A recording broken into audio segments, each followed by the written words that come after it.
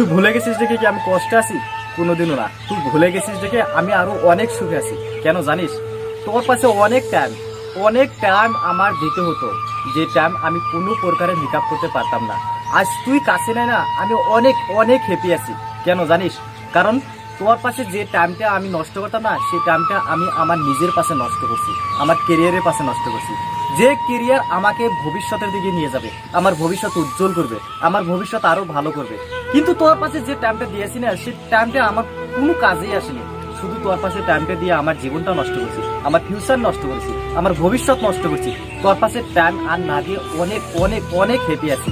কারণ তুই তো সবসময় আমার ক্ষতিটা চেয়েছিস, ভালো তো কোনো টাইম, তুই তো আমার কোনো টাইমই ভালো চাস নাই।